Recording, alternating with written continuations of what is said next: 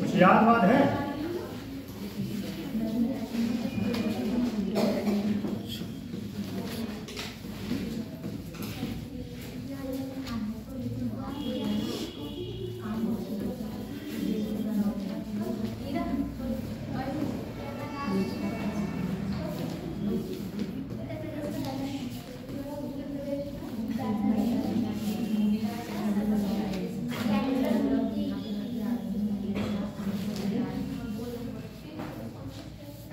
याद बात है क्या क्या हो चुका है?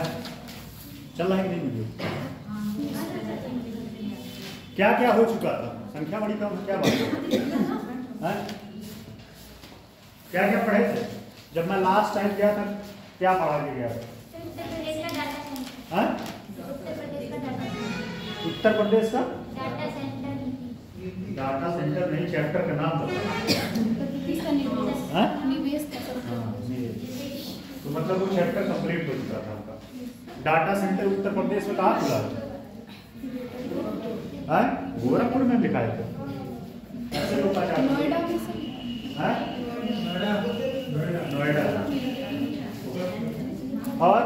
और कहाँ खुला?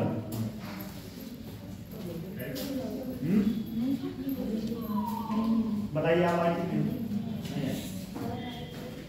अच्छा एग्जाम था। चलिए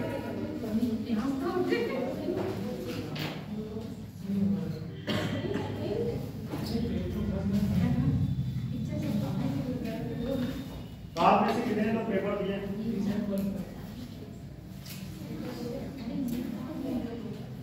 कह रहे आप लोगों में से कितने लोग पेपर दिए? आप दी? अच्छा, पेपर देख के कैसा लगा? सर पूरा सर के ऊपर से गया। अच्छा, और कोई और कौन दिया है? अच्छा, नेहा इसमें नहीं आ रही, क्या बात है? क्या हो?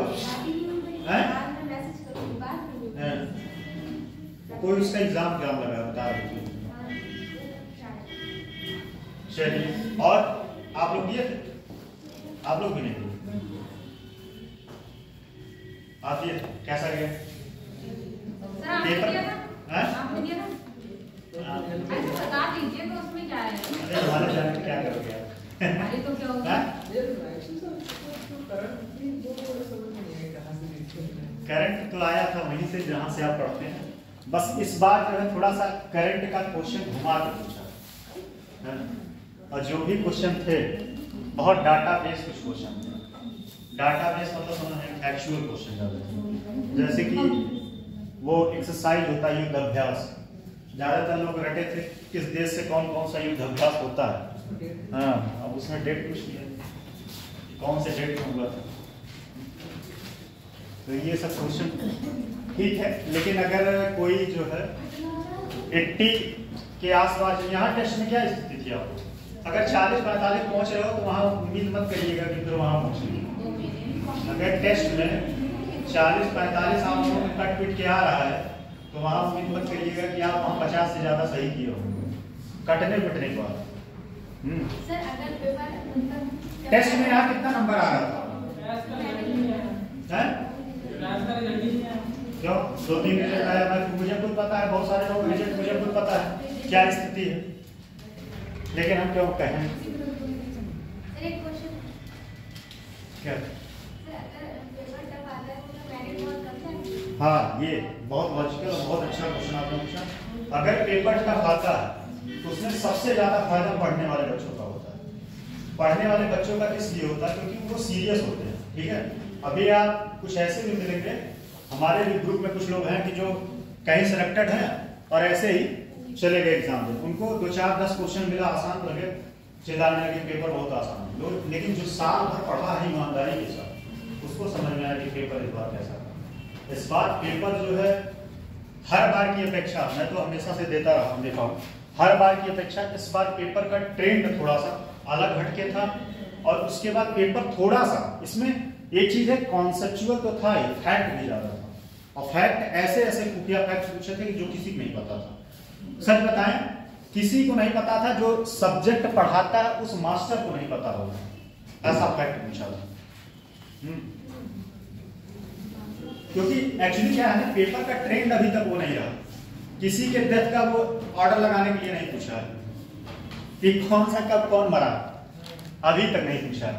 ये नया ट्रेंड शुरू कर दिया। अच्छा, आप लोग जो है जो भी सीरियस है ना, उस पेपर को रिसर्च करिएगा, एनालिसिस करिएगा कि पेपर कैसे कैसे बदल रहा है ट्रेंड अपना। अगर आप ट्रेंड के अकॉर्डिंग नहीं चलेंगे, और एक बात सबसे कमी आप लोगों की है कि आप लोग टेस्ट नहीं मारते। मुझे तो लगता है बहुत सारे लोग ऐसे होंगे कि पेपर एक बार से ज्यादा 2 बार पढ़ ही नहीं पाए होंगे। हो सकता है एक बार भी ना पढ़ पाए। क्या स्थिति थी? पेपर 2 बार पढ़ पाए हैं? और कौन दिया पढ़ पाए थे 2 बार? पेपर इतना, और पेपर जो है ना, एक्चुअली क्या है, पेपर टाइम टेकन वाला था। कोई भी क्वेश्चन ऐसा नहीं था कि जो आपको 1 मिनट से कम टाइम लगे। अगर आपकी अच्छी प्रैक्टिस नहीं है तो, अगर आपकी अच्छी प्रैक्टिस है तो पेपर बहुत आसानी से, और कोई भी व्यक्ति, मुझे मेरे नॉलेज से मैंने बहुत सारे लोगों से मिला, कोई भी व्यक्ति ये नहीं कहा जो सीरियस कॉम्पिटिटर है कि पेपर बहुत आसान है। पेपर ठीक है, और मेरे हिसाब से सच बताएं तो पेपर ऐसे ही बनना चाहिए। ये जो वनडे वाले आते हैं इनका सफाया हो जाएगा। जो दिमाग में आके साउथ तुक्का से मार के निकाल देते हैं फिल्म्स और काला टाइप करके घूमते हैं मेंस के, कुछ मेंस का पता नहीं रहता क्या क्या सिलेबस है, और प्री तुक्के से निकल गया भोपाल टाइप करते हैं। हाँ। तो सही बात तो ये है कि पेपर ऐसे ही होना चाहिए। इसीलिए यूपीएससी में जो है मेरिट क्यों नहीं आता, पेपर ऐसा बनाता है अपना। आप उठा के देख लो, यूपीएससी का मेरिट 50 से ज्यादा कम ही रहता है क्वेश्चन हर बार। इस बार तो शायद 43-44 के आसपास गया था। एक बार की बात है 42 क्वेश्चन गया था ईडब्ल्यूएस का। यूपीएससी तो मतलब वही है। चलिए पेपर की बात क्या करें, तो चलिए क्या क्या हो चुका था अभी तक, आपने क्या क्या पढ़ा। इसके बाद क्लास नहीं है, ठीक है। और ये चैप्टर आपका आज हो सके तो खत्म हो जाएगा, आज नहीं हो पाएगा तो कब हो ही जाएगा, ठीक है। तो क्या क्या आप लोगों ने पढ़ लिया? मेरे हिसाब से 4 या 5 टॉपिक कंप्लीट हो गए इसमें। 2 चैप्टर कंप्लीट होगा, तीसरा स्टार्ट होगा। नहीं, ऐसा तो नहीं। आपने बोला था कि अब नया चैप्टर स्टार्ट होगा। नया चैप्टर नहीं, 3 या 4 चैप्टर कंप्लीट होने वाला है। 4 होगा। 2 हो गया, कहाँ है? 4 हो गया। 4 चैप्टर कंप्लीट हो गया। कौन कौन सा पढ़ा? उद्योग पढ़ाया था, उद्योग व्यापार हो गया, यूपी का इन्वेस्टमेंट पढ़ा दिया, बुनियादी, और इसके बाद एक आर्थिक कल्याणकारी योजना। कुल टोटल 4 टॉपिक, 4 या 5 टॉपिक हो गया। हाँ, 2 टॉपिक और बचा है इकोनॉमिक्स, ठीक है। आप दी थी नहीं? हाँ, नहीं दी आप लोग, नहीं दिया। एग्जाम देना चाहिए, ठीक है, होना ना होना अलग बात है। अच्छा, एज नहीं, अच्छा कोई नहीं, ठीक है, बढ़िया मौका है, अभी लगे रहिए, ठीक। चलिए, लोक वित्त एवं अराजकोषीय नीति, ठीक है। अगला टॉपिक, मतलब अगला चैप्टर आपका ये न्यू टॉपिक है। अब टॉपिक नंबर डाल लीजिएगा जो भी होगा, 4था 5वां जो भी होगा, मुझे एग्जैक्ट याद नहीं। 5वां टॉपिक है ना, तो डाल क्या हुआ, वही तो लिखे हैं, राजकोषीय नीति। हाँ, चलिए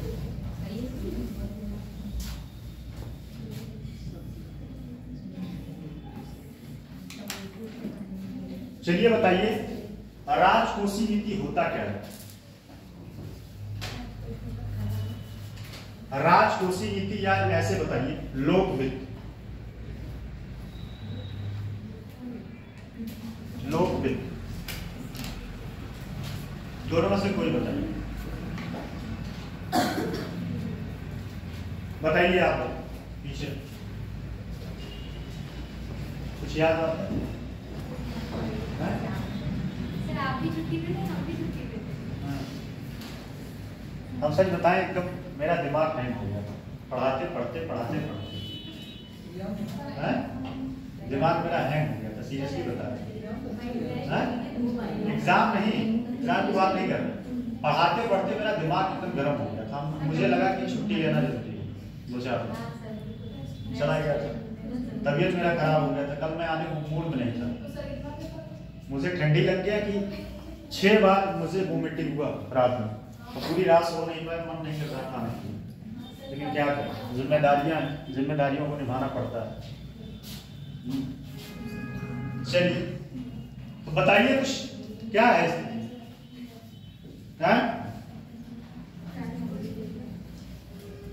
कोई बोलिए। जब नाम लेके किसी बताएं तब बताइए, आप ये बताइए। अच्छा आप बड़े दिन से गायब थे, क्या बात है? ट्रेनिंग कर लेंगे अच्छा कॉलेज में, अच्छा अभी आपका कौन सा सेमेस्टर चल रहा है? फाइनल ईयर है। अच्छा फाइनल, चलिए लगे रहे, एमए कंप्लीट है ना आपका? पीजीटी करवाने वाला है एग्जाम, डाले हो नहीं? यही सब गलती करते हैं यार, वो सब एग्जाम ऐसे हैं, मतलब एक एग्जाम है, एक सब्जेक्ट पढ़ के आपको एग्जाम नहीं कर जाएगा। मेरा खुद ऑप्शनल जो है सोशियोलॉजी था, मैंने क्या किया, ऑप्शनल सोशियोलॉजी पढ़ना कम कर दिया, हिंदी साहित्य बाद में मैंने ले लिया, इस वजह से नहीं तो मैं सोशियोलॉजी से एक बार देता जरूर।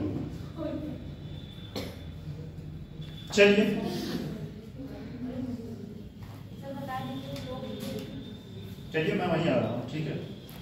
चलिए पहले तो समझते हैं लोग, ठीक, एक एक चीज समझते हैं।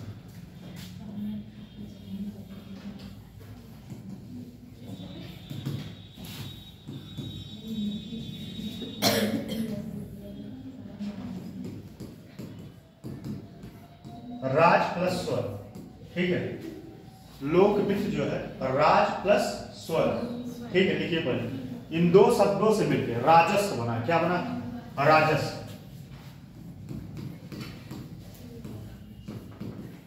अब समझिए इसमें है क्या, राज मतलब राजा, ठीक, और स्वर मतलब धन, राजा का धन, ठीक है, राजा का धन। इसमें राजा जो है, मैं आ रहा हूं फिर उसी टॉपिक में, बात समझिए पहले। राजा जो है, राजा को धन कहां से मिलता है? प्रजा से मिलता है। क्या उससे कोई टैक्स देना पड़ता है? राजा टैक्स नहीं देता। उस धन का वो यूज क्या करता है? इस धन का वह उपयोग क्या करता है?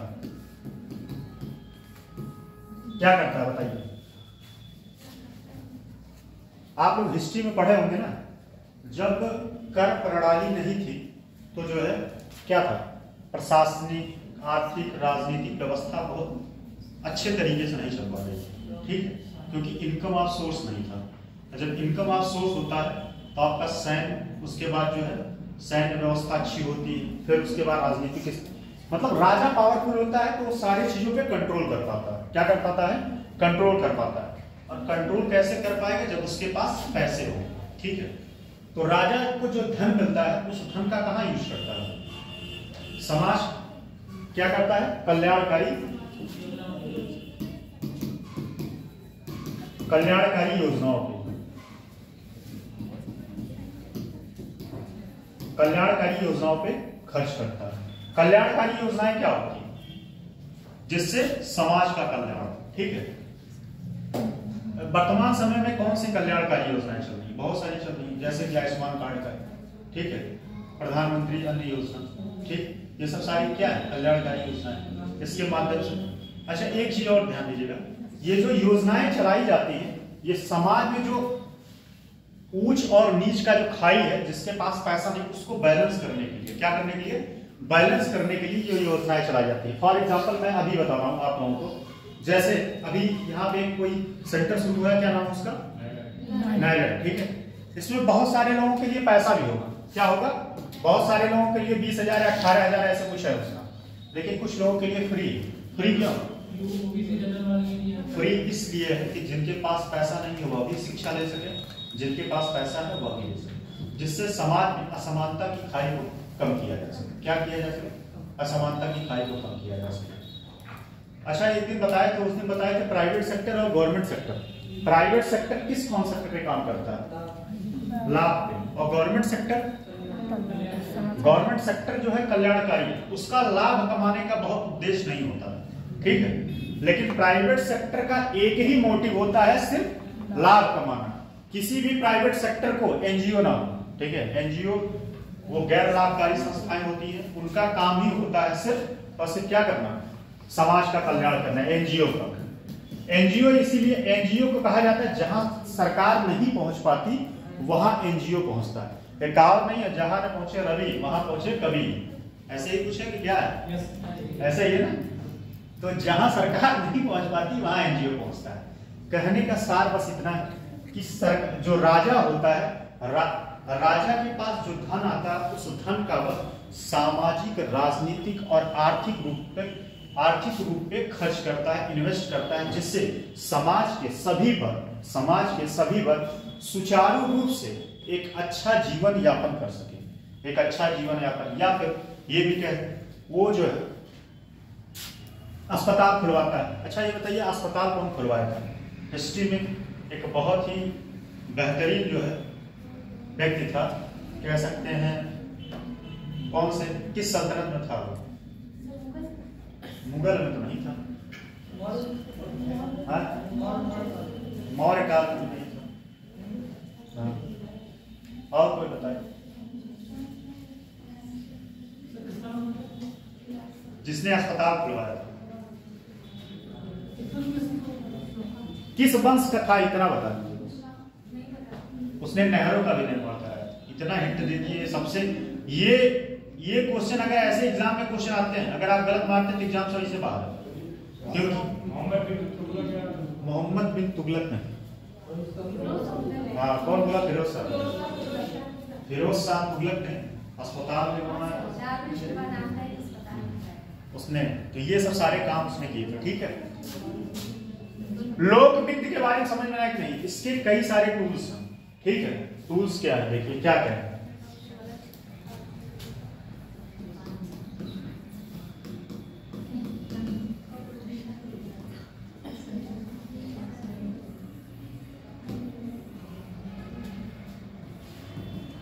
इसके कई सारे टूल्स हैं। टूल्स लिख लीजिए, मैं सबको समझा दूंगा उसके बाद लिखवाऊंगा, ठीक है। पहला है सार्वजनिक व्यय।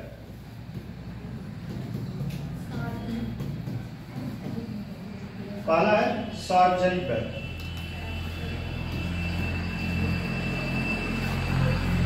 फिर उसके बाद सार्वजनिक आय।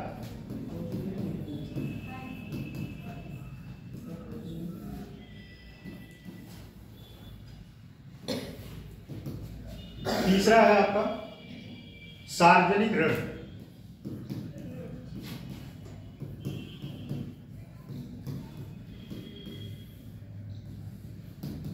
फिर अगला है राजकोषीय नीति।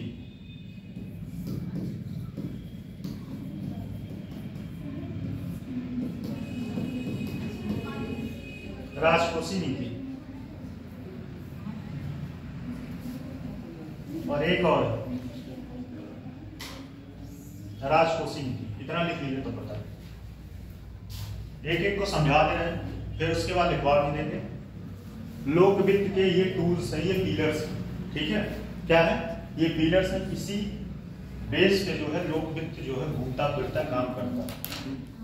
हो गया, समझ में आया? पहला सार्वजनिक व्यय, दूसरा सार्वजनिक आय, तीसरा सार्वजनिक ऋण और राजकोषीय नीति। इन्हीं सबके माध्यम से सरकार को पैसा या तो मिलता है या पैसा खर्च करता है या फिर क्या करता है, पैसे को क्रिएट करता है कहीं से। पहले आते हैं सार्वजनिक व्यय। सार्वजनिक व्यय क्यों करता है? सार्वजनिक व्यय में क्या होता है? अच्छा ये बताइए, सार्वजनिक व्यय में कौन कौन से चीज आते हैं जो सरकार इन्वेस्टमेंट करता है? इन्वेस्टमेंट जो करता है कौन कौन से आते हैं? जैसे बताइए सार्वजनिक व्यय। पहला आपका अस्पताल हो गया, ठीक, हॉस्पिटल। उसके बाद रोड, फिर पुल। हॉस्पिटल, रोड, पुल है। अरे आ ही जाएगा। स्कूल तो आ ही जाएगा। स्कूल ये सब सार्वजनिक व्यय करता है। क्या करता है? सार्वजनिक व्यय करता है। किस पे?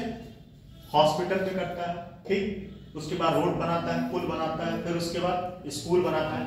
इन सबको बनाने के पीछे का उसका उद्देश्य क्या होता है? उद्देश्य क्या होता है? क्योंकि कोई ना कोई पर्पस होगा तभी तो बनाएगा। सड़क क्यों बना रहा है? किस लिए बना रहा है? स्कूल क्यों बना रहा है? शिक्षा के लिए बना रहा है। शिक्षा तो ह्यूमन रिसोर्स उस दिन पढ़ा कि नहीं? ह्यूमन रिसोर्स क्या होता है? भारत की आबादी बेशक बहुत ज्यादा है, लेकिन भारत में सबसे ज्यादा अनस्किल्ड लोग हैं, सबसे ज्यादा अनस्किल्ड। अगर यही स्किल्ड हो जाए ना तो फिर देश पता नहीं कहां से कहां चला जाए, देश पता नहीं कहां से कहां। रोड बनाता है इन्वेस्टमेंट आने के लिए, इसलिए इन्वेस्टमेंट आने के लिए। इसमें बिजली को भी ऐड कर सकते हैं, ठीक है? बिजली ये भी इंपॉर्टेंट। बिजली रहेगा, रोड रहेगा, पुल रहेगा, उसके बाद हॉस्पिटल रहेगा, ये सब सारी फैसिलिटी होगी तो जो है आपके यहाँ इन्वेस्टमेंट आ सकेगा। क्या है? इन्वेस्टमेंट आ सकेगा या कोई नए उद्योग लग सकेंगे। अगर जहां पे बेसिक इंफ्रास्ट्रक्चर की व्यवस्था ना हो तो क्या कोई उद्योगपति या कोई इन्वेस्टर जाएगा वहां इन्वेस्टमेंट करने का? सर नहीं है, ठीक है? हॉस्पिटल की व्यवस्था अच्छी ना हो तो क्या होगा? लोग बीमार पड़ जाएंगे। आपको बताएं, जैसे पहले क्या होता था, जब टीबी का इलाज नहीं था, भारत में लोग टीबी से बहुत मरे हैं, क्योंकि पहले टीबी का इलाज नहीं था। टीबी का कौन सा? अच्छा, टीबी मुक्त भारत का लक्ष्य बनाया, कौन बता सकता है? 2025 तक भारत जो है टीबी मुक्त लक्ष्य बनाया। पहले टीबी से बहुत सारे लोग मर जाते थे, इलाज नहीं हो पाता था। टीबी, आपको बताएं, टीबी ही नहीं, ये जो क्या बोलते हैं एक और सिंपल सी बीमारी जो है, उससे डायरिया से भारत में बहुत सारे लोग मर गए। बहुत पहले जो है, जब देश आजाद नहीं हुआ था उसके पहले प्लेग हुआ, डायरिया हुआ, ये सब छोटी छोटी बीमारियों से लोग मर जाते थे, क्योंकि हॉस्पिटल की व्यवस्था अच्छी नहीं थी और दवाइयां नहीं थी। हॉस्पिटल की व्यवस्था अच्छी नहीं थी, दवाइयां नहीं अच्छी थी, इस वजह से लोग मर जाते थे, ठीक है? रोड आपके यहाँ अच्छा रहेगा तो इन्वेस्टमेंट आएगा, पुल रहेगा, स्वाभाविक सी बात है। अब ज्यादातर तो ट्रांसपोर्टेशन का काम जो है नहरों के माध्यम से किया नहीं जा सकता, क्योंकि सारे शहर नहर के बगल है नहीं, है? अच्छा, कभी आप लोगों ने सोचा एक चीज कि जितने बड़े बड़े शहर हैं वो क्यों नदियों के किनारे हैं? इसके पीछे क्या कारण रहा होगा? बताइए। आपका नाम भूल जाते हैं, फिर से आप ही बताइए तो मैं आगे बढ़ूं। आप लोग बताइए, 3 लोग लग। आपका नाम क्या है? शिवानी। आप बताइए, नदियों के किनारे क्यों देश होना? मतलब जितने भी बड़े शहर हैं नदियों के किनारे क्यों होना? देखिए, जितने भी व्यापार हुए, ठीक है, व्यापार के लिए क्या चाहिए? व्यवस्था चाहिए एक जगह से दूसरे जगह जाने के लिए। एक जगह से दूसरे जगह कैसे जाएंगे? पहले तो उतना जो है बस तो था नहीं, ट्रक था नहीं, ठीक है, ट्रैक्टर तो था नहीं, बैलगाड़ी था। तो बैलगाड़ी से एक जगह से दूसरे जगह जाने में काफी समय लगता और उतनी मात्रा में जा भी नहीं पाता, ठीक? इस वजह से ज्यादातर जो है बड़े शहर नदियों के किनारे बसे, क्योंकि व्यापार की दृष्टि से, ठीक? तो व्यापार की दृष्टि से। अब यहाँ पुल का क्या लिंक है? पुल का लिंक ये है कि हर जगह तो वही नदी वाली व्यवस्था हो नहीं सकती, तो इसलिए उस पर बनाया गया पुल। और जैसे जैसे आधुनिकता में क्या हुआ? धीरे धीरे बस, ट्रक और सारी चीजों का निर्माण होने लगा, मतलब ट्रांसपोर्टेशन थोड़ा फास्ट हो गया, और फास्ट होने की वजह से जरूरत क्या पड़ा? पुल का जरूरत पड़ा। और पुल बना तो स्वाभाविक सी बात है आपके यहाँ तेजी के साथ होगा। स्कूल बता ही चुके, और बिजली मोस्ट इंपॉर्टेंट है। किसी भी देश की अर्थव्यवस्था को सुचारू रूप से चलाने के लिए 3-4 चीजें बेसिक जो नेसेसरी है। पहला, बिजली, पानी और सड़क। अगर ये 3 चीज ना रहे किसी देश में तो फिर उसका विकास नहीं हो सकता। आपके गांव में अगर सड़क ना रहे तो क्या वहां पे टेम्पू चलेगा? नहीं चलेगा। गांव के लोग पीछे ही रह जाएंगे, गांव के लोग, बहुत सारे लोग शहर से कट जाएंगे। ये सब सारी चीजें हैं, ठीक? बात समझ में लिखवा देंगे। दूसरा है सार्वजनिक आय। सरकार कहां कहां से पैसा जनरेट करता है? कहां सार्वजनिक आय में क्या क्या होता है? पैसा कहां से जनरेट करता है सरकार? बताइए भाई। जैसे क्या कहते हैं, सड़क हो गई, क्या कहते हैं, रोड हो गई, वहां पे टैक्स लेता है, ठीक, सही। कौन सा? टैक्सेस से पैसा लेता है। टैक्स सरकार लेती है, टोल टैक्स का अलग होता है और उसका पहले नहीं पहले क्या होता है, जो रोड बनता है पहले तो प्राइवेट कंपनियां कोई बनाती है, ठीक, वो अपना पैसा कुछ समय तक लेती है, ठीक है, जब पैसा उनका रिकवर हो जाता है तब वो हैंड ओवर करती है सरकार, ठीक है सर। तो इसमें क्या है कि सार्वजनिक आय में सरकार जो है ये सब सारी जो व्यवस्थाएं करता है टैक्स लेके, टैक्स और आदि के माध्यम से सरकार को इनकम होता है, ठीक है, टैक्स और आदि के माध्यम से सार्वजनिक आय होता है। बताइए कृष्णपाल जी। सरकार के इनकम कई सोर्स होते हैं, पहला टैक्स हो गया, हाँ, इसमें जो करंट टैक्स होते हैं, हाँ, गैरकर या कर, हाँ, दूसरा आपका निवेश हो गया, निवेश, सरकार को ये सब, हाँ, ये सब सारे माध्यम से जो है हमारे आते हैं, क्या आते हैं, सार्वजनिक इनकम होता है। इस तरह की किसी सरकार कर्ज भी देती है सरकार, तो ये सब सारे माध्यम से जो है आपके क्या आते हैं, इनकम आते हैं, ठीक है। और जब सरकार की पैसा पूर्ति नहीं हो पाती तब क्या करता है, तब वो उधार लेता है, और उधार किससे लेता है, 2-3 जगह से। अच्छा, वो उधार कहाँ से ले सकता है, एक तो विदेश से ले सकता है, ठीक है, मान लीजिए, और विदेश से किससे लेगा, विश्व बैंक हुआ, IMF हुआ, ठीक है, जापान के जो बैंक हैं, भारत जापान किसके साथ, भारत के किसको सहयोग कर रहा है, किस चीज में, अभी रिसेंट नहीं कह सकते, काफी टाइम से वह भारत की एक योजना पे काफी ज्यादा पैसा खर्च किया है जापान, बुलेट जान है, 96,000 करोड़ रुपया दिया है। तो जब पैसा सरकार के पास नहीं होता तो क्या करता है, ऋण लेता है, क्या लेता है, अपने खर्चे को पूरा करने के लिए। और एक बात ध्यान दीजिएगा, सबसे मोस्ट इंपॉर्टेंट बात है, इन सब में सरकार को ब्याज नहीं देना पड़ता, मतलब इसमें ब्याज नहीं देना पड़ता, ठीक है, सार्वजनिक आय में, लेकिन ऋण में सरकार को क्या देना पड़ता है, ब्याज देना पड़ता है, ठीक है। ये इसका इंपॉर्टेंट फैक्टर है, ये यहां पे जो है सरकार को ब्याज देना पड़ता है। सरकार जब अपनी आवश्यकताएं पूरी नहीं कर पाता, जिससे जनरेट होता है पैसा टैक्स या सबके माध्यम से, जब पैसा पूरा नहीं पड़ता तब वह दूसरे देशों से क्या करता है, विदेशों से ऋण लेता है। क्या लेता है, विदेशों से ऋण लेता है, और उस ऋण के बदले में उसको देना पड़ता है ब्याज। जिस दिन से ऋण लेगा उस दिन से उसको ब्याज देना पड़ेगा, ठीक है, बात समझ में आ रही है।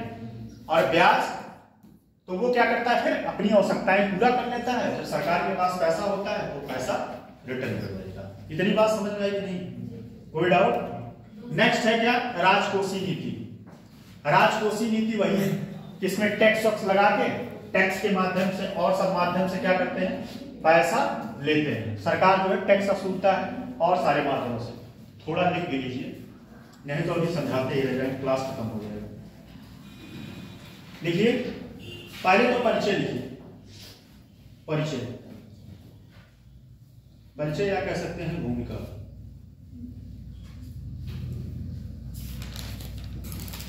एक ग्राफ बना लीजिएगा,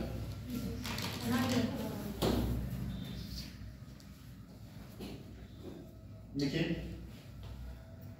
लोक वित्त सार्वजनिक क्षेत्र की आर्थिक गतिविधियों से परिचय में है, या ये कह सकते हैं भूमिका है, ठीक है। लोक वित्त सार्वजनिक क्षेत्र को, लोक वित्त सार्वजनिक क्षेत्र की आर्थिक गतिविधियों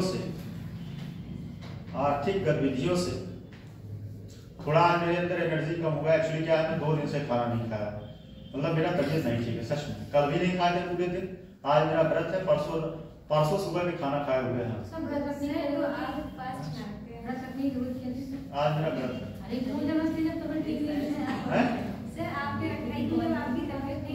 अरे नहीं, व्रत नहीं छोड़ सकते। अरे कोई मना नहीं है, ठीक है, टेंशन ना लो कि ऐसा कुछ है, बस थोड़ा सा एनर्जी कम रहेगा तो थोड़ा सा सपोर्ट करिएगा, बाकी समझाने में कोई दिक्कत नहीं रहेगा। लोक वित्त सार्वजनिक क्षेत्र की आर्थिक गतिविधियों से 6 बार अगर किसी को वोमिटिंग हो जाए, ये सब यहाँ का जो है पूरा एकदम हिल जाता है, किडनी उडनी लगता है बाहर आ जाएगा, है? कभी हुआ है किसी को, लगता है किडनी उडनी लीवर उबर बाहर आ जाएगा।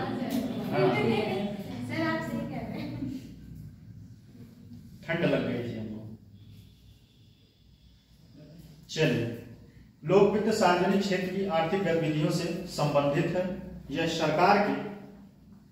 सरकार की आय व्यय ऋण आदि का, यह सरकार के आय व्यय ऋण आदि का अध्ययन करता है।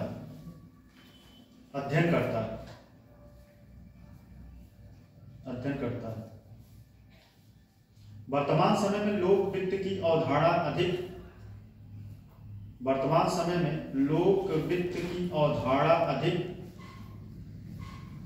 विस्तृत और व्यापक हो गई। अवधारणा विस्तृत और व्यापक हो गई। अच्छा एक चीज बताइएगा, एक मिनट आप लोग, जो आप लोग सब्जेक्ट पढ़े वहां से यूपी स्पेशल में तो हम नहीं गए क्योंकि प्रीलिम्स में बहुत कम क्वेश्चन है, लेकिन ये गारंटी है मेन दे के आइएगा, जो भी दे भगवान करे, या आप लोग पेपर देखिएगा, अगर क्वेश्चन मेरे नोट से ना मिला तो मुझे पर्सनली मैसेज करिए आप लोग, सर आपके नोट से क्वेश्चन नहीं पसंद, पर्सनली मैसेज करिए, इतना मुझे कॉन्फिडेंस है 100%। क्या हुआ? नहीं क्या क्या बोलिए बातों को जो है मन में नहीं रखना चाहिए। हाँ क्या हुआ?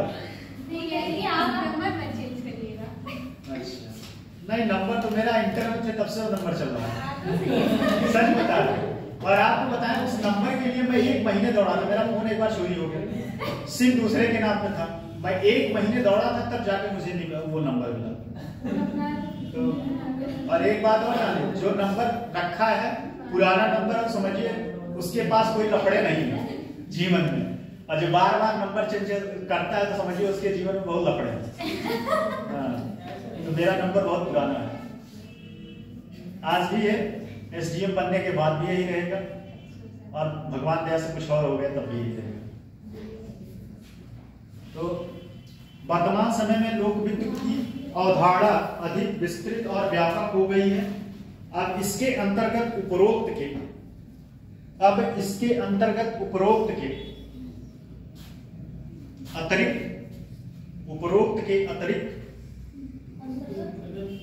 अतिरिक्त वित्तीय प्रशासन, लेखा परीक्षण एवं वित्तीय प्रशासन, लेखा परीक्षण एवं वित्तीय नियंत्रण को भी सम्मिलित किया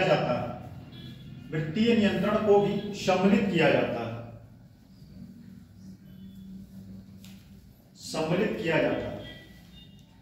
अन्य शब्दों में कहा जाए तो ये इसका मूल परिभाषा है, इसको हो सके तो किसी और पेन से लिखिएगा, ठीक है, मूल परिभाषा है। और ये जब आप आंसर लिखेंगे वित्तीय, अगर पूछेगा उत्तर प्रदेश की लोक वित्तीय, तो आप इसको कोड करिएगा भूमिका में, ठीक है। तो दूसरे पेन से मन करे लिख लीजिए या चाहे अंडरलाइन करिए, लिखिए अन्य शब्दों में किया जाए तो, इन्वर्टेड कॉमा में, वह विज्ञान, एक मिनट, यह वह विज्ञान है जो सार्वजनिक आय व्यय ऋण, इन्वर्टेड कॉमा में लिखिएगा, यह वह विज्ञान है जो सार्वजनिक आय व्यय ऋण तथा वित्तीय प्रशासन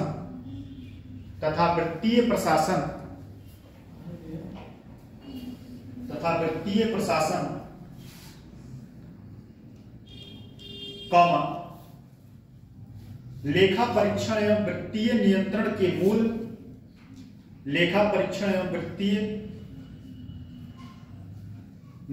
के मूल, सिद्धांतों का राजकोषीय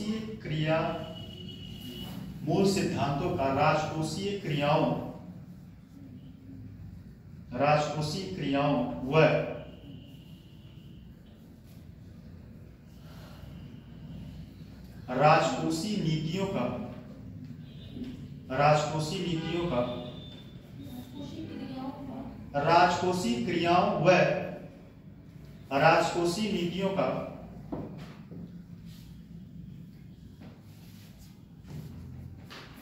का समाज और आर्थिक व्यवस्था पर होने वाली, समाज व आर्थिक व्यवस्था पर होने वाली, समाज व आर्थिक व्यवस्था पर होने वाली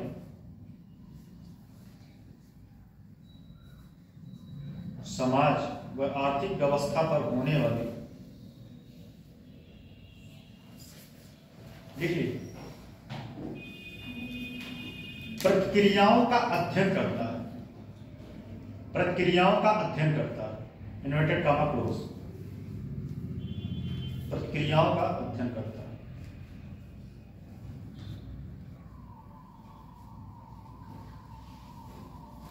प्रक्रियाओं का अध्ययन करता है। पैराग्राफ चेंज करके लिखिएगा।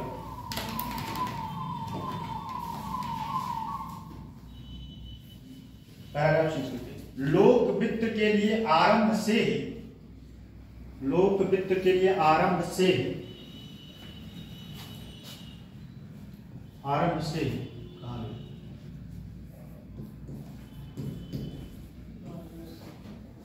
लोक वित्त के लिए आरंभ से ही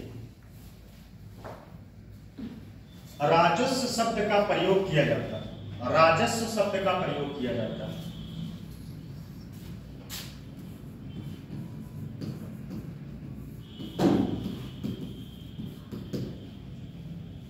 लोक वित्त के लिए राजस्व शब्द का प्रयोग किया जाता है। इन्वर्टेड कॉमा में लिखिएगा।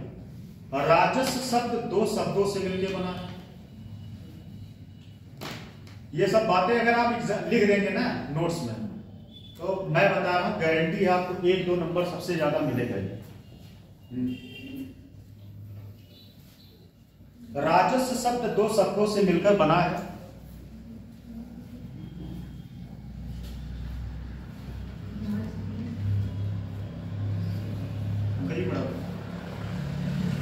अंकल थोड़ा क्लास में फोन कर,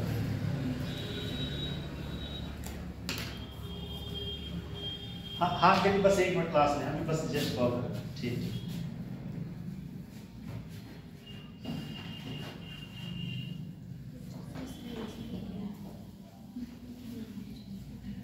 लिखिए, कहां तक लिखे बताइए। दो शब्दों से मिलकर बना है। राजन नीचे लिखे, देखिए, राजन प्लस स्वर, राजन प्लस स्वर, राजन प्लस स्वर, ठीक, राजन प्लस स्वर। उसी के नीचे एरो लगा के लिख लीजिएगा, दूसरे जगह नहीं। राजन के नीचे लिख लीजिएगा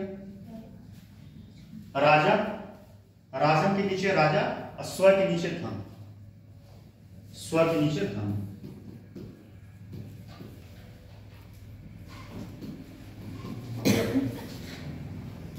राजा, ठीक, लिख लिए। फिर लिखिएगा अगले लाइन से, इतना लिख लिया नहीं, पैराग्राफ चेंज करके, मतलब लाइन चेंज करके। राजतंत्र में राजा, राजतंत्र में राजा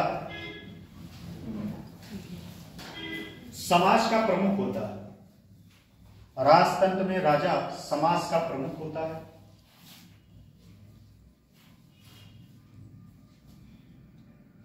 होता है नहीं, होता था, क्योंकि राजा तो चल नहीं रहा, तो प्रधानमंत्री, हमारे योग्य प्रधानमंत्री होता था। अतः राजस्व वास्तव में, अतः राजस्व वास्तव में राजा का धन होता था। अतः राजस्व वास्तव में राजा का धन होता था।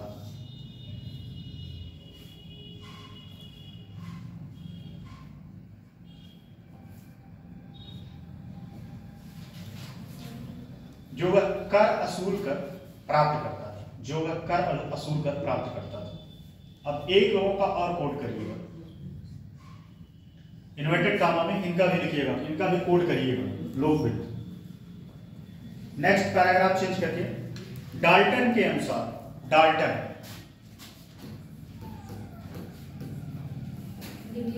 डाल्टन के अनुसार, इन्वर्टेड कामा लिखिएगा, लोक वित्त सार्वजनिक अधिकारियों के, डाल्टन के अनुसार देखिए ये सब बातें जो मैं इन्वर्टेड कामा में लिखवाता हूं, ये टू द पॉइंट वैसे ही लिखना पड़ेगा आपको। ये कोड है किसी का, और इस कोड को आप तोड़ मरोड़ नहीं सकते हैं कि पता चले यहां कुछ और लिखा आप कुछ और लिख के चले। तो कोड को टू द पॉइंट वैसे ही कोड करना पड़ेगा। अब तुलसीदास का दोहा लिख रहे हैं, पता चले उसमें अपना मंतव्य डाल दिए तो नंबर थोड़ी मिलेगा। तुलसीदास का दोहा जैसे है वैसे एग्जैक्ट नहीं है। अगर कंफर्म है तो मत लिखिए, लेकिन अगर कंफर्म है तो उसको वैसे के वैसे लिखिए। अगर गलत लिख दिए तो एग्जामिनर के ऊपर और एग्जामिनर झल्ला जाता है, कहता है पहली बात तो इसको आता नहीं, ऊपर से गलत लिख आया है।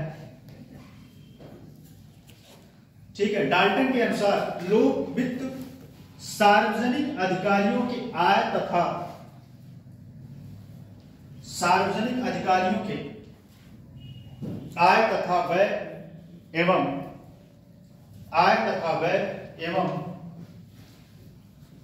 इनके पारस्परिक समन्वय का अध्ययन है। इनके पारस्परिक समन्वय का अध्ययन है।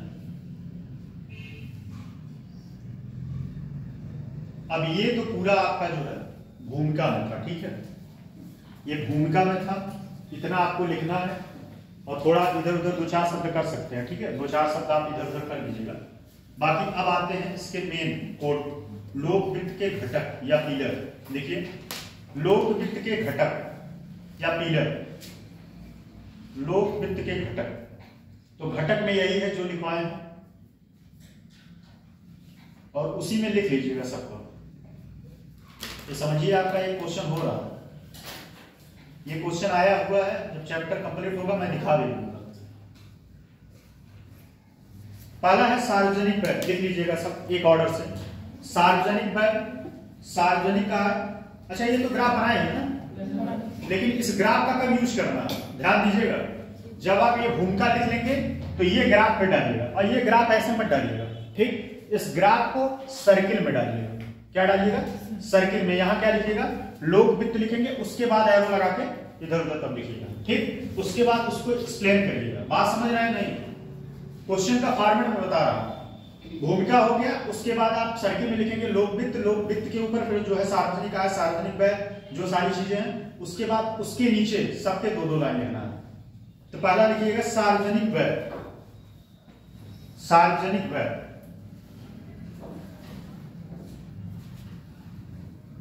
सार्वजनिक व्यय में लिखिएगा अपने कार्यों को पूरा करने के लिए सरकार को, अपने कार्यों को पूरा करने के लिए सरकार को जो धनराशि, अपने कार्यों को पूरा करने के लिए सरकार को जो धनराशि व्यय करती है उसे सार्वजनिक व्यय कहते हैं, उसे सार्वजनिक व्यय कहते हैं।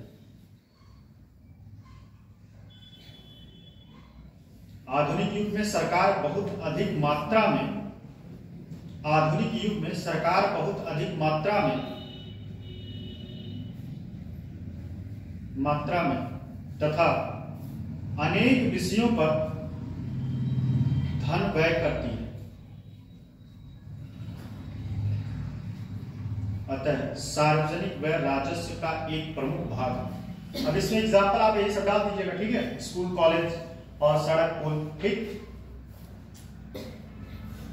जिसकी हो गया सार्वजनिक व्यय राजस्व का एक प्रमुख भाग। नेक्स्ट पॉइंट, सार्वजनिक आय। अब जो लोग क्लास गेट कर रहे हैं उनको समझिए ये मेन चैप्टर छूट रहा है, और यहां सबसे क्वेश्चन आपके एग्जाम में बना है।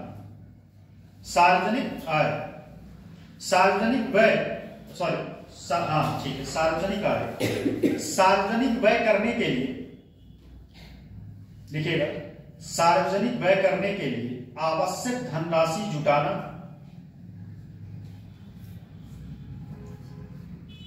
नितांत आवश्यक, नितांत लिख लेंगे, नहीं लिख दे रहे, नितांत करने के लिए, नितांत आवश्यक, सार्वजनिक व्यय करने के लिए आवश्यक धनराशि जुटाना नितांत आवश्यक है। अतः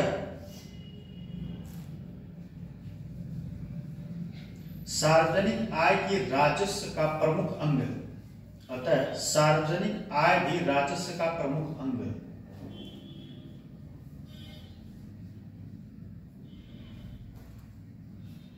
सार्वजनिक आय से अभिप्राय सरकार द्वारा, सार्वजनिक आय से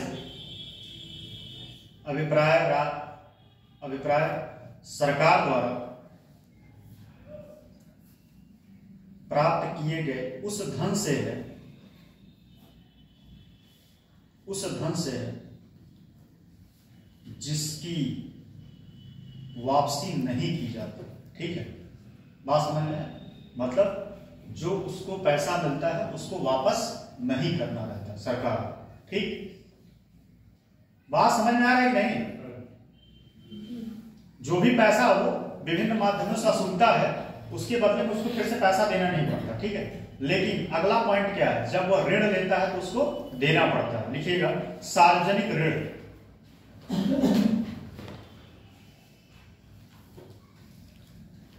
सार्वजनिक ऋण भी राजस्व का एक महत्वपूर्ण भाग है। सार्वजनिक ऋण भी राजस्व का एक महत्वपूर्ण भाग है, क्योंकि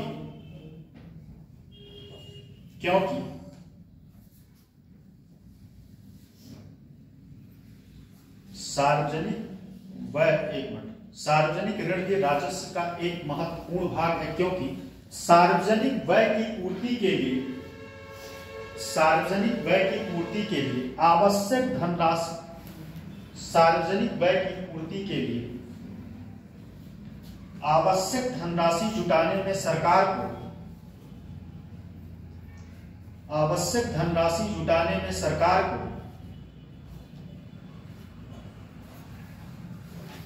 बहुधा, लिख लेंगे नहीं, बहुधा मतलब विभिन्न प्रकार के तरीके या विभिन्न प्रकार के स्रोतों से, बहुधा।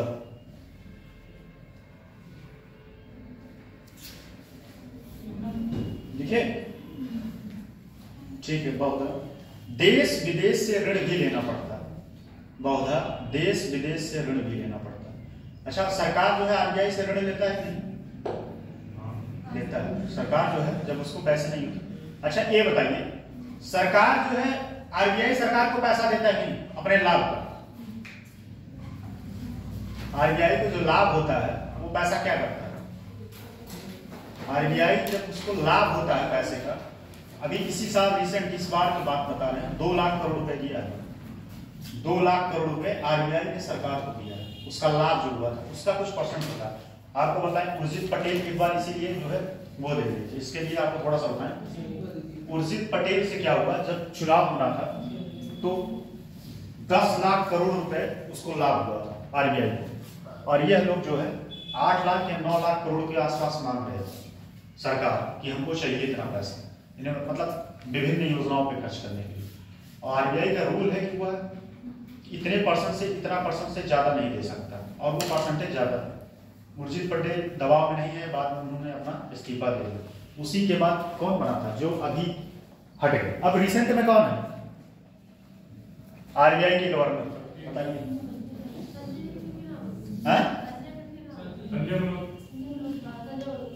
संजय मल्होत्रा, सही बात।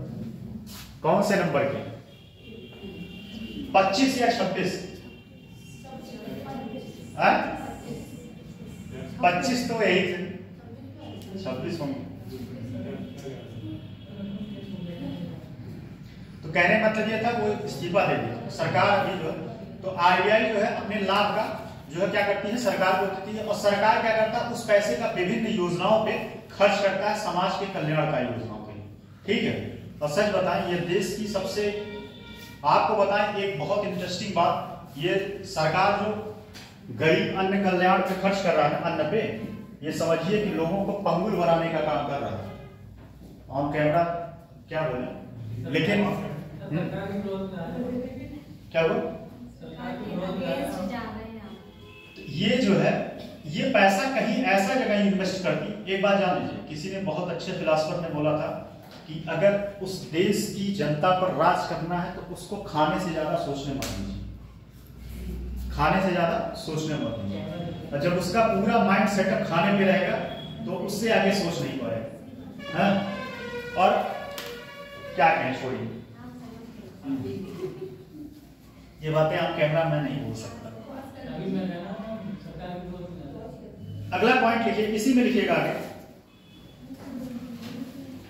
देश विदेश से ऋण भी लेना पड़ता है।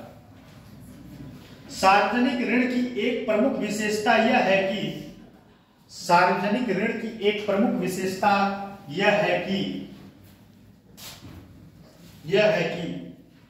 सरकार को ऋण के रूप में सार्वजनिक ऋण की एक प्रमुख विशेषता यह है कि सरकार को ऋण के रूप में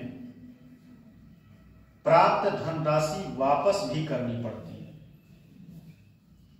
सार्वजनिक ऋण की एक प्रमुख विशेषता यह है कि सरकार को ऋण के रूप में प्राप्त धनराशि वापस भी करनी पड़ती है। वापस भी करनी पड़ती है। ये घड़ी चलने लगा क्या?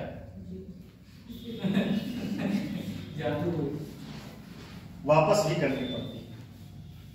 और साधारणतया वापसी की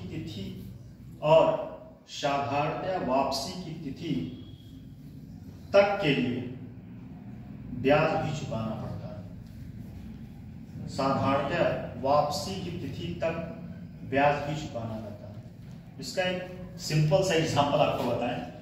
कभी साहूकार जानते हैं, साहूकार जानते होंगे, वो लोग क्या करते थे, पैसा दिए किसान को, मान लो 10,000 रुपए दे दिए, 10,000 पे कितना % ब्याज देते हैं? आप लोग गांव से हैं, बहुत अच्छे से पता होगा। कितना लेते हैं बताइए?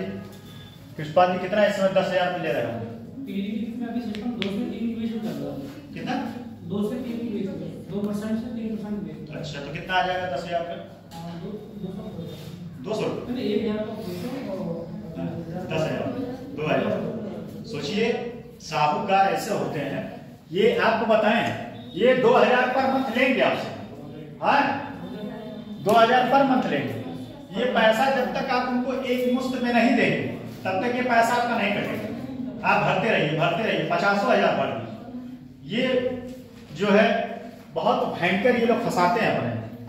लेकिन सरकार से ऋण लेने का फायदा ये होता है कि आप सरकार से लिए तो आपका ब्याज और मूलधन दोनों कट रहा है। आप ब्याज दे रहे हैं उसके बदले में और मूलधन जो आपने लिया है वो भी कट रहा है। लेकिन साहूकार को 10,000 एक बार में देंगे तभी, अब बेचारे उन लोगों के पास 10,000 हो नहीं पाता, वो दे नहीं पाते और इस वजह से पैसा देते रहते हैं। 10,000 का पता नहीं कितना रुपया दे देते हैं और ऊपर से एक महीने किस्त ना दो, घर पे आ जाएंगे, चढ़ जाएंगे। ऐसे एक मूवी आई थी, कभी देखिएगा, संजय मिश्रा की वध, उसको अवार्डेड मूवी थी वध। हाँ, बहुत बेहतरीन मूवी थी, बहुत बेहतरीन एक्टिंग किया। ठीक है, हो गया, समझ में आ गया कि इस पे जो है उसको ब्याज देना पड़ता है। नेक्स्ट है राजकोषीय नीति। राजकोषीय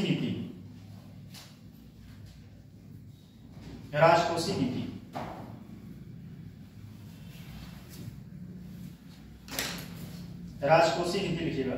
राजकोषीय नीति को उस नीति के रूप में परिभाषित किया जाता है। राजकोषीय नीति को उस नीति के रूप में परिभाषित किया जाता है जिसके तहत सरकार आर्थिक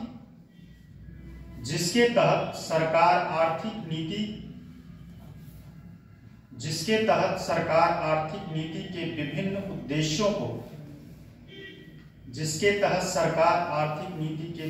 उद्देश्यों को प्राप्त करने के लिए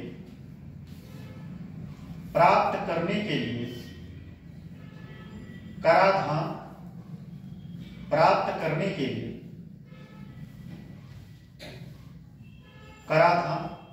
सार्वजनिक व्यय और सार्वजनिक उधारी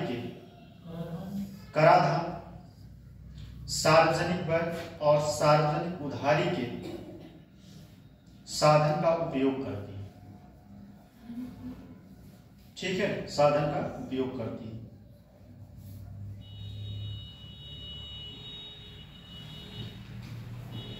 अब लिखिएगा अगला टॉपिक इसी में है, फिर उसको समझा दें तब लिखवाएंगे। पहले लिखिए, देखिए लोक वित्त के उद्देश्य क्या है।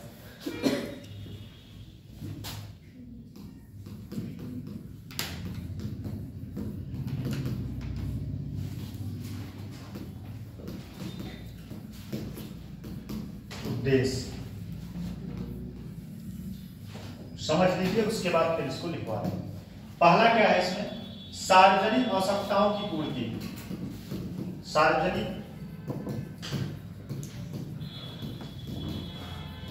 आवश्यकताओं की पूर्ति। दूसरा पॉइंट है आर्थिक विकास को गति प्रदान करना।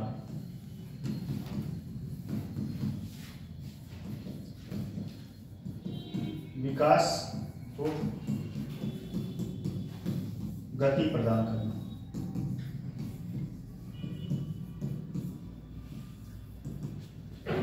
तीसरा पॉइंट है आर्थिक असमानता कम करना।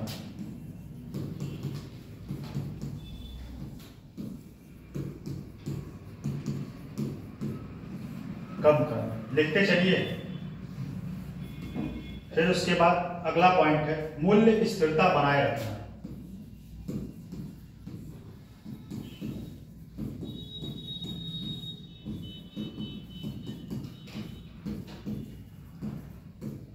मूल्य स्थिरता बनाए रखना, समझिए, लिखिए सर।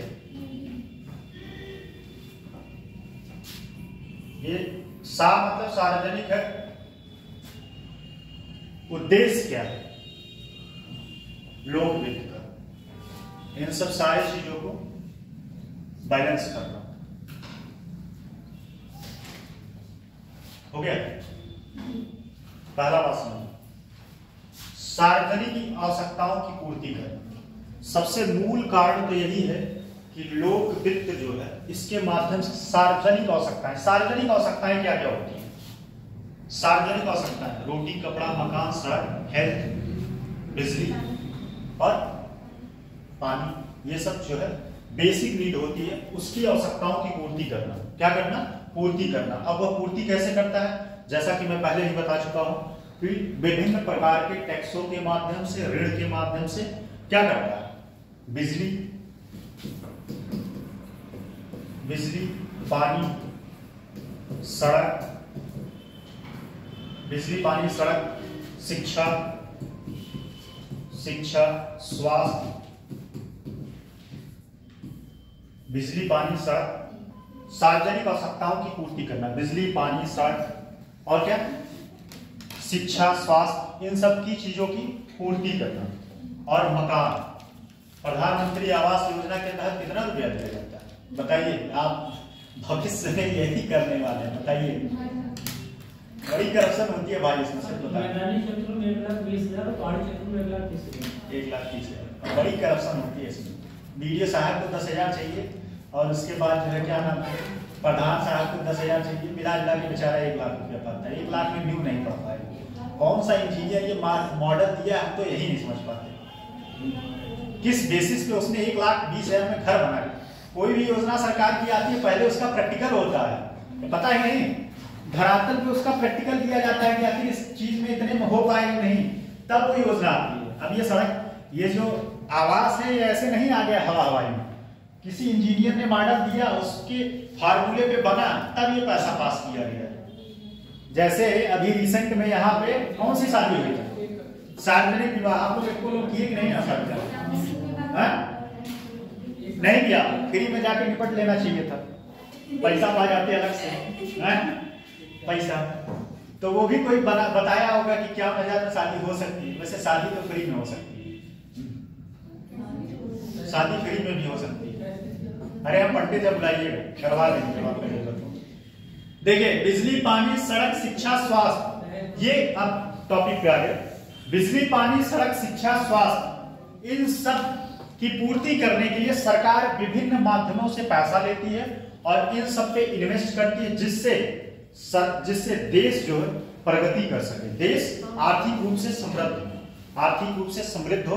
अगर जिस देश में शिक्षा, एजुकेशन प्रणाली अच्छी है, तो वह देश आपसे आप ग्रोथ करेगा। और एक बात और सबसे मूल चीज आप लोगों के लिए बता, जिस घर की महिला शिक्षित है उसकी 2 पीढ़ी जा समझो कि आगे बढ़ेगी। जिस घर की महिला शिक्षित है, अगर उस घर की महिला पढ़ी लिखी है तो उसका बच्चा जो है होशियार तो होगा भी और उसका अगला पीढ़ी भी होशियार होगा। ये बात जान। और एक और फैक्ट बता दें, जिस घर में उसका पति अपने वाइफ को ला के पैसा देता हाथ में, वो घर ग्रोथ करता है। ठीक है, तो ये बात उसके अनुसार है। ये हमारा रिकॉर्ड करके सुना दीजिएगा। सीरियसली बता रहे, जिस घर का कमाने वाला व्यक्ति पैसा कमा के अपने परिवार के मुखिया मतलब परिवार की उस घर की जो वाइफ है उसके हाथ में पैसा रखता है, वो घर बहुत ग्रोथ करता है। ये हमारी बात रिकॉर्ड करके सुना दीजिएगा। कहने का मतलब ये है, तो ये सब सारी चीजें पूर्ति करता है। बात समझ में आएगी नहीं, कहानी इसीलिए बताया, बाकी कोई बताने का उद्देश्य नहीं था। दूसरी चीज है आर्थिक विकास की गति को प्रदान करना। अब यहाँ पे उद्योग, मैं बताया था पहले ही बताया था, उद्योग और व्यापार से वही कॉन्सेप्ट यहाँ पे लगेगा। आर्थिक विकास की गति प्रदान करना कैसे, एकदम सेम वही कॉन्सेप्ट यहाँ पे आएगा। क्या है, अगर आपके यहाँ इन सब सारी चीजों की व्यवस्थाएं हैं तो क्या आपका देश आर्थिक विकास करेगा कि नहीं? स्वाभाविक सी बात है। अगर आपके पास इंफ्रास्ट्रक्चर है, ठीक है, और इंफ्रास्ट्रक्चर में आप जोड़ लीजिए औद्योगिक गलियारा। औद्योगिक गलियारा पढ़ाए थे, रक्षा गलियारा, औद्योगिक गलियारा मतलब डिफेंस कॉरिडोर, ये सब पढ़ाए थे। इन सबसे जो है आपके यहाँ इन्वेस्टमेंट आता है। इन्वेस्टमेंट इसलिए आता है क्योंकि आपके यहाँ प्रोडक्ट जो बनाएगा वो क्या होगा, बिक जाएगा उसका प्रोडक्ट। ठीक है, और जब ये सब सारी व्यवस्थाएं होंगी, आपके यहाँ बहुत बड़ा मार्केट है। भारत में उत्तर प्रदेश की बात कर रहे हैं, उत्तर प्रदेश में बहुत बड़ा मार्केट है। इस वजह से अगर ये सब सारी व्यवस्थाएं होंगी तो यहाँ पे इन्वेस्टर क्या करेंगे, आने के लिए उत्सुक होंगे और देश की आर्थिक विकास होगी, मतलब सॉरी प्रदेश की, क्योंकि प्रदेश के बारे में पढ़ा रहे हैं, तो प्रदेश की आर्थिक विकास होगी। बात समझे नहीं? ये वही कॉन्सेप्ट है। बताइए कौन सा कॉन्सेप्ट है जो उद्योग और व्यापार में पढ़ाया था? क्या जरूरत था उद्योग व्यापार के लिए? बताइए, आप लोग तो आई थी शायद, उद्योग व्यापार में पढ़ाए थे, ऐसे भूल जाएंगे? बताइए। उसके बाद तो कहते हो नोट्स मत बनवाइए, 2-4 दिन के पहले के बाद याद नहीं रहता। अभी मेंस पता नहीं कब लिखोगे आप लोग, भगवान करे इसी बात, मेरा एकदम दिल से दुआ। ठीक, तो मतलब आर्थिक गति, अगर आपके यहाँ इंफ्रास्ट्रक्चर सही है, ठीक है, एजुकेशन प्रणाली अच्छी है, आपके यहाँ ह्यूमन रिसोर्स अच्छे हैं, आपके यहाँ लेबर जो है, लेबर का खर्च कम है और लैंड सस्ते मिल रहे हैं, ये सब सारी चीजें जो है, तब आपके यहाँ इन्वेस्टर आएंगे। व्यवस्थाएं अच्छी हैं, करप्शन कम है, क्या है आपके यहाँ करप्शन कम है, ये सब सारी चीजें रहेंगी तो आपके देश में इन्वेस्टर आएंगे और आर्थिक गति बढ़ेगी, आर्थिक प्रगति होगी। क्या होगी? आर्थिक प्रगति होगी। बात समझे? अगला पॉइंट है आर्थिक असमानता। आर्थिक असमानता कम करना। अब ये तो आपको पता ही होगा, आर्थिक असमानता कम करने के लिए सरकार विभिन्न योजनाएं चलाती है। क्या चलाती है? विभिन्न योजनाएं चलाती है। योजनाएं क्यों चलाती है? अच्छा, एक चीज है, देखिए कोरोना काल में जो प्रधानमंत्री अन्न, नाम तो भूल जाते हैं, प्रधानमंत्री गरीब अन्न कल्याण योजना ना, हाँ, प्रधानमंत्री गरीब कल्याण में अन्न भी जोड़ा गया। तो ये योजना जब शुरू की गई थी, कब शुरू की गई थी? कौन बता सकता है? 19 या 20? जून 2020। जून 2020, 19 में जून 2020। अभी कंटिन्यू और भी है। और एक बात और बता दें, बंद नहीं होगा। जैसे मनरेगा नहीं बंद हुआ था, वैसे ये भी कोई सरकार बंद नहीं कर पाती। तो कहने का मतलब ये, अगर ये योजना उस टाइम तो सच में ये प्राणदेय थी, उस टाइम बहुत अच्छी योजना थी, क्योंकि कितने लोग भुखमरी से मरने से बच गए थे। लेकिन इसको आगे कंटिन्यू करना नहीं चाहिए था। इसको आगे कंटिन्यू इसलिए नहीं करना चाहिए था क्योंकि सरकार जो है, आपको बताएं, 2 लाख करोड़ से ज्यादा रुपए, मैं 2,20,52 करके समथिंग इतना लाख करोड़ रुपए खर्च कर रही है खाने को। पता है? प्रधानमंत्री गरीब अन्न कल्याण योजना में इतना पैसा खर्च हो रहा है। अगर वही पैसा कहीं और उद्योग लगा के खर्च किया जाता तो उससे क्या होता? रोजगार मिलता और वह उसकी आने वाली पीढ़ी उस डेप्रिविएशन के साइकिल में नहीं फंसती। किसके साइकिल में? गरीबी के साइकिल जो होता उसमें नहीं फंसती। तो ये असमानताएं कम करने के लिए सरकार विभिन्न प्रकार की योजनाएं चलाती है। और एक बात और बता दे, उस दिन जो आप लोगों ने बोला था वो सही है, बजट में दिया है यूपी के जो कन्या सुमंगला योजना है उसकी राशि बढ़ा के 25,000 रुपए कर दी गई। 25,000 रुपए। तो जहां आप नोट्स बनाए होंगे उसमें 15 की जगह 25 कर लीजिएगा, ठीक है। मैंने रिसेंट में यूपी का वो पढ़ा तो उसमें देखा कि 25,000 रुपए कर दिया गया। तो लिख लीजिएगा जहां भी नोट्स होगा वो 15 की जगह पे 25 करेक्शन कर लीजिएगा, ठीक। तो ये सब सारी योजनाएं सरकार विभिन्न माध्यम से चलाती है जिससे असमानता को कम किया जा सके।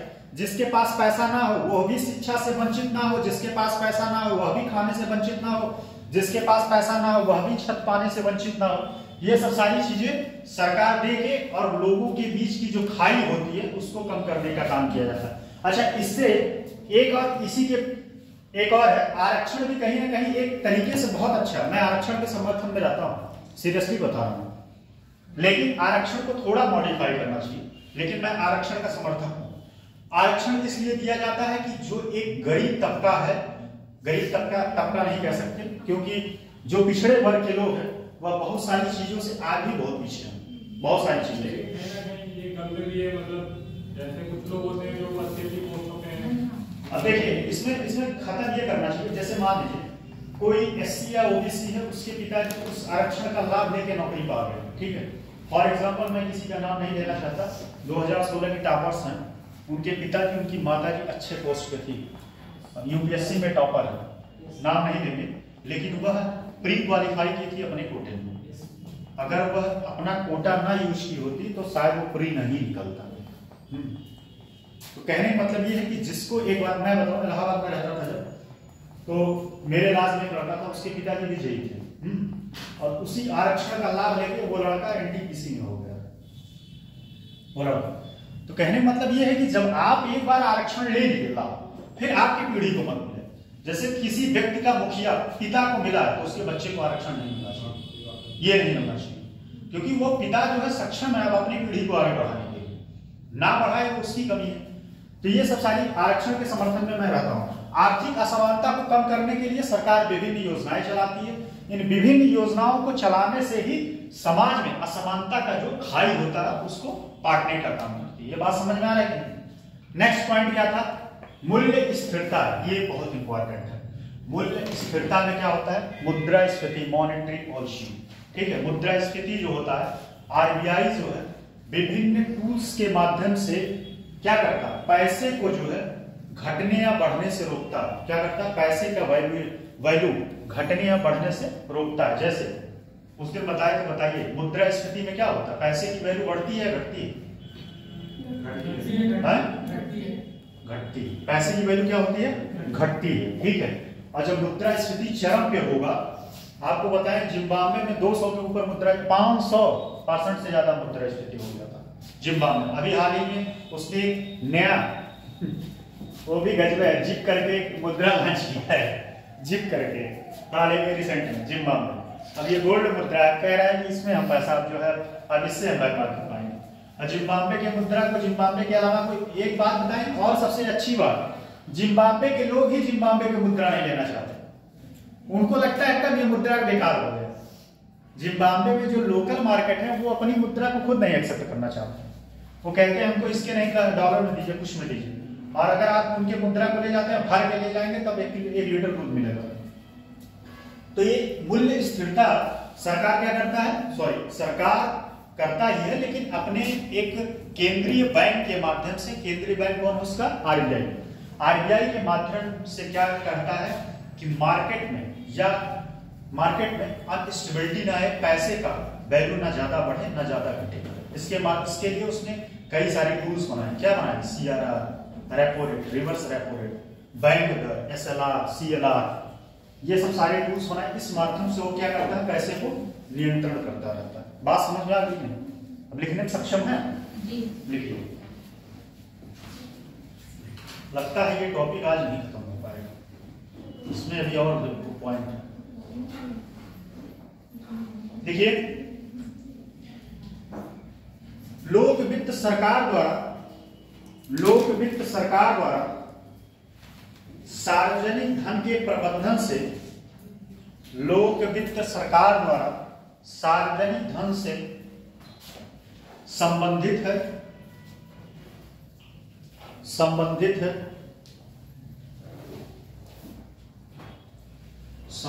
है। इसका प्राथमिक उद्देश्य राष्ट्रीय विकास और इसका प्राथमिक उद्देश्य राष्ट्रीय विकास और इसका प्राथमिक उद्देश्य राष्ट्रीय विकास और आर्थिक कल्याण को बढ़ावा देना। आर्थिक कल्याण को क्या हुआ आपको कहना? आर्थिक कल्याण को 12 बजे के बाद आपको रुकने की हिम्मत नहीं होगी। नेहा नहीं आई नहीं तो सर टाइम हो गया। सबसे ज्यादा तो उसी टेंशन रहता है। बुनियाद लिखे क्या लिखे? संबंधित। इसका प्राथमिक उद्देश्य राष्ट्रीय विकास और आर्थिक कल्याण को बढ़ावा देना। ठीक है फिर से। लोक वित्त सरकार द्वारा सार्वजनिक धन के प्रबंधन से संबंधित है। इसका प्राथमिक उद्देश्य और राष्ट्रीय विकास और आर्थिक कल्याण को इसका उद्देश्य राष्ट्रीय विकास और आर्थिक कल्याण, यही टॉपिक कंप्लीट हो जाए छोड़ देंगे, टेंशन नहीं। कल्याण को बढ़ावा देना, ठीक है, बढ़ावा देना है। इसको बढ़ावा देने के लिए इसको बढ़ावा देने के लिए निम्न पिलर्स हैं या घटक, निम्न पिलर्स हैं या घटक, निम्न पिलर्स हैं या घटक, निम्न पिलर्स हैं या घटक। ठीक, देखिए अगला है। अब इसमें हेडिंग लिखा है सार्वजनिक आवश्यकताओं की पूर्ति। तो सार्वजनिक आवश्यकताओं की पूर्ति में मैंने वही बताया, बुनियादी ढांचा कॉमा लिखिएगा। बुनियादी ढांचा में क्या क्या है? सड़क, पानी, मकान, ये सब बुनियादी ढांचा है।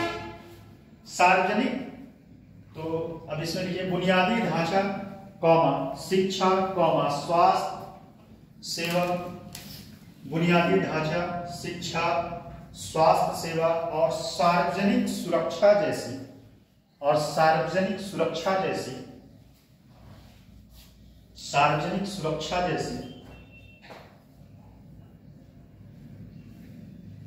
सार्वजनिक वस्तुओं और सेवाओं का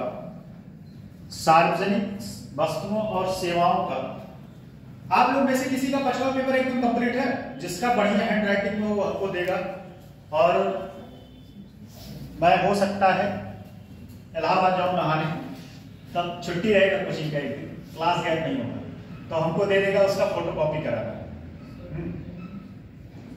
क्योंकि एक्चुअली क्या है, मेरे पास एकदम कलेक्शन में नहीं है, मैंने पढ़ा है इधर उधर से सारी चीज बनाए, तो आप लोगों के पास प्रॉपर वे में है तो एक कोई दे देगा, मैं उसका फोटो कॉपी करा लूँ। किसका है कंप्लीट? अच्छा देखिए आप, किसी का है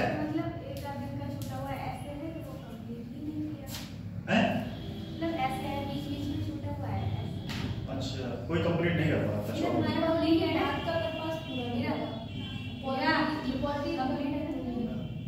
चलिए, दोनों लोग इतना मन लगा के लिखते हो, क्या करते हो भाई?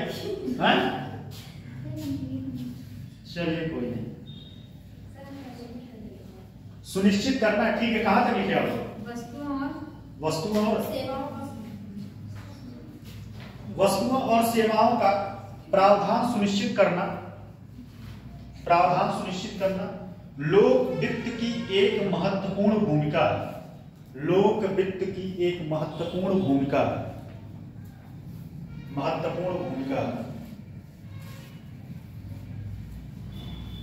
यह नागरिकों के जीवन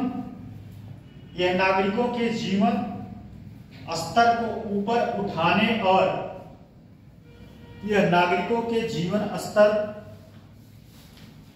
को ऊपर उठाने और समग्र सामाजिक आर्थिक विकास को प्रोत्साहन करने में सहायक होता है।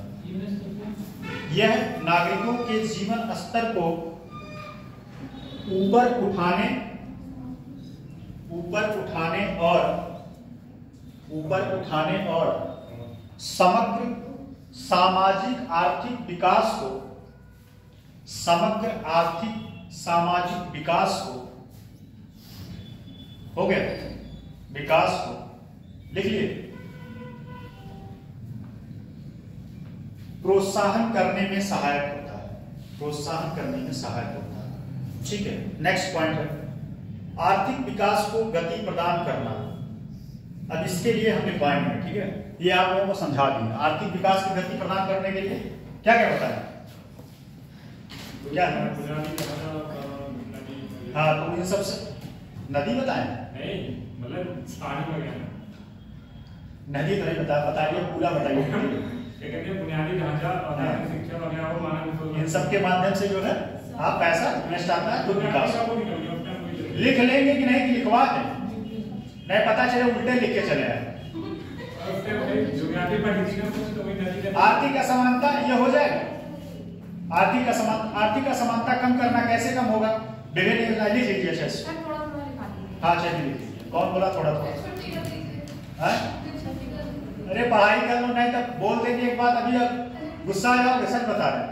नहीं पढ़ाई करोगे, सीरियसली मैं बता रहा हूँ, मुंह पे बोल रहा हूँ, चाहे बुरा लग जाए, चौका बर्तन करना पड़ जाएगा जीवन भर, सीरियसली बता रहे हैं।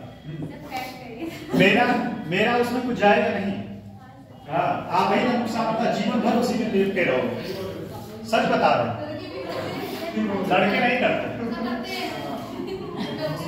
मुझसे लड़ाई मत करो, मैं आपके भविष्य के बारे में बता रहा हूँ। आपके भविष्य, देखो आपके भविष्य के लिए मैं बोल रहा हूँ। अगर आप किसी भी प्राइवेट कंपनी में रहोगे, जॉब करोगे, इतना जितना आपको फैसिलिटी गवर्नमेंट सेक्टर में मिलता है, उतना अफोर्ड नहीं कर पाओगे।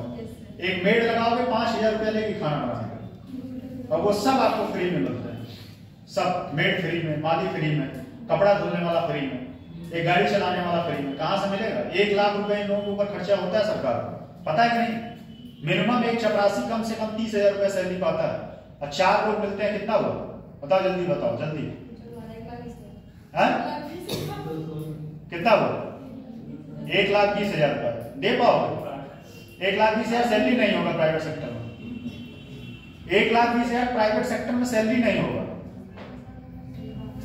तो पढ़ाई कर लो, ये सारे लोगों के लिए, स्पेशली आपके लिए, सबके लोगों के लिए, और खासकर लड़कियों को तो बहुत ही अवेयर होकर पढ़ाई करना चाहिए। सच बता रहा हूं, मेरी बहन, मैं उसको हमेशा यही बात समझाता रहता हूँ, चाहे आज तुम पढ़ लो, चाहे कल को चौका बर्तन करना, और तुम्हारे ऊपर डिसाइड करता है तुम क्या करना चाहते हो।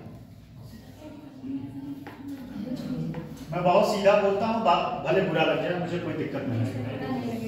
नेक्स्ट पॉइंट, आर्थिक असमानता कम करना। कहीं ना कहीं भविष्य आपसे जुड़ा है, आप लोगों का। आर्थिक असमानता कम करना, ठीक है, लिखिए। अच्छा, ये ऊपर वाला भी लिखवाना था क्या? चलिए लिखिए। आर्थिक विकास की गति प्रदान करना, लिखिए। कुशल संसाधन आवंटन के माध्यम से, कुशल संसाधन आवंटन के माध्यम से, कुशल संसाधन आवंटन के माध्यम से लोक वित्त आर्थिक विकास को, लोक वित्त आर्थिक विकास को गति प्रदान करता है, गति प्रदान करता है। आर्थिक विकास को गति प्रदान करता है। पूंजी व्यय और बुनियादी ढांचे के, पूंजी व्यय और बुनियादी ढांचे के निर्माण में, पूंजी व्यय और बुनियादी ढांचे के निर्माण में निजी क्षेत्र के लिए एक अनुकूल निवेश, निजी क्षेत्र के लिए एक अनुकूल निवेश वातावरण तैयार होता है, वातावरण तैयार होता है। साथ ही निवेश वातावरण तैयार होता है, तैयार होता है। साथ ही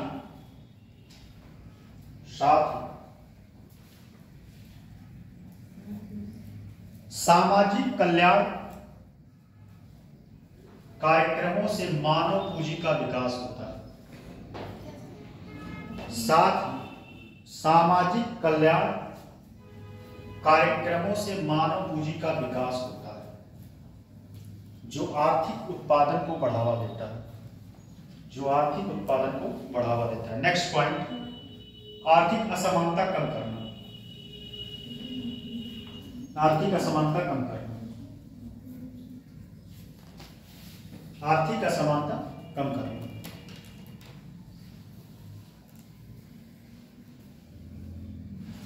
आर्थिक असमानता कम करना, ठीक। देखिए, प्रगतिशील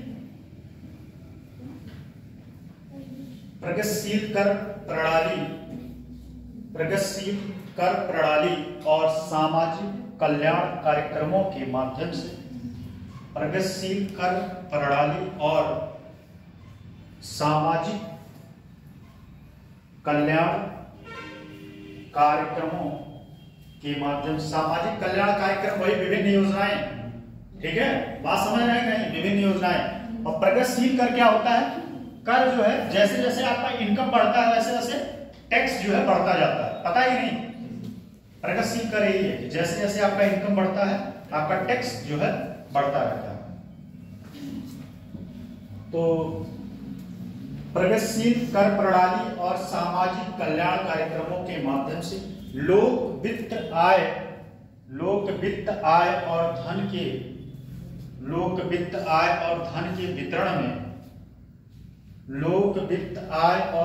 के वितरण में असमानताओं को कम करने में मदद करता है, असमानताओं को कम करने में मदद करता है, असमानताओं को कम करने में मदद करता है। पेज पे लिख दो, एक पैड ले लो, पैड जो आता है पहले हम लोग एग्जाम दे देते उस पे लिखा करो। हो गया, कहां तक लिखे, मदद करता है। यह सामाजिक न्याय को बढ़ावा देता है, यह सामाजिक न्याय को बढ़ावा देता है और समावेशी विकास को सुनिश्चित करता है, समावेशी विकास को सुनिश्चित करता है। नेक्स्ट पॉइंट है मूल्य स्थिरता बनाए रखना। अभी इसमें नहीं बताएंगे, मुद्रास्फीति है तो वही है, समावेशी विकास को सुनिश्चित करता है, सुनिश्चित लिख दे, सुनिश्चित करता है। नेक्स्ट, मूल्य स्थिरता बनाए रखना, इसको नहीं लिख पाएंगे, आप लिख लेंगे। मूल्य स्थिरता समझाई दिए आरबीआई के माध्यम से, पेमेंट टूल्स के माध्यम से। अगला इसी में थोड़ा सा है, बस 2-3 पॉइंट है।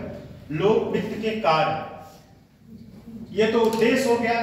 देखिए इसमें क्या क्या पॉइंट लिखवाए, भूमिका लिखवाए, फिर उसके बाद लोक वित्त के क्या लिखवाए, उद्देश्य लिखवाए, फिर कार्य लिखिए। लोक वित्त लिखिएगा, लोक वित्त उद्देश्य को प्राप्त करने के लिए, लोक वित्त उद्देश्य को प्राप्त करने के लिए सरकार विभिन्न कार्य करती है।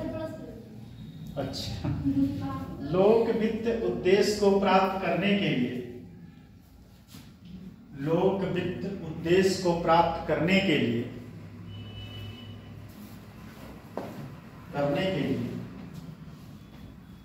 सरकार, लोक वित्त उद्देश्य को प्राप्त करने के लिए सरकार, हो गया, विभिन्न कार्य करती है। इन कार्यों को प्रभावी ढंग से, विभिन्न कार्य करती है, इन कार्यों को प्रभावी ढंग से, विभिन्न कार्य करती है, विभिन्न कार्य करती है, इन कार्यों को प्रभावी ढंग से, इन कार्यों को प्रभावी ढंग से, इन कार्यों को प्रभावी ढंग से, हो गया, इतना धीरे बोलते हैं, पूरा करने के लिए एक मजबूत संस्थागत, पूरा करने के लिए एक मजबूत संस्थागत ढांचा आवश्यक है, एक मजबूत संस्थागत ढांचा आवश्यक है, एक मजबूत संस्थागत ढांचा आवश्यक है। लोक वित्त के प्रमुख कार्य इस प्रकार है, लोक वित्त के प्रमुख कार्य इस प्रकार है। अब इसमें जो मैं लिखवाया हूं वही सब सारी बातें हैं, तो लिख लीजिए बस। राजकोषीय नीति का निर्माण, तो इसके बारे में बता ही चुके हैं। पहला पॉइंट इसमें लिख लीजिएगा, लोग राजकोषीय नीति के निर्माण। इसमें लिखना है पॉइंट, लिख लेंगे नहीं अभी समझाएं, हो जाएगा नहीं। दूसरा पॉइंट इसमें है संसाधन जुटाना, तो संसाधन जुटाने में क्या है, बिजली, पानी, सड़क, खनिज, ये सब क्या है, संसाधन जुटाना। ठीक, लिख लीजिए सब, हेडिंग लिख लीजिए इसका। पहला हो गया है राजकोषीय नीति का निर्माण, दूसरा है संसाधन जुटाना, तीसरा लिखिएगा संसाधन का आवंटन। संसाधन का आवंटन जैसे किस तरीके से लोगों को वितरित किया जाए, क्या क्या जरूरत है। सार्वजनिक व्यय का प्रबंधन, जवाबदेही सुनिश्चित करना। अब इतने पॉइंटों में कोई आप कहिए तो मैं लिखवा दूं। सार्वजनिक व्यय का प्रबंधन,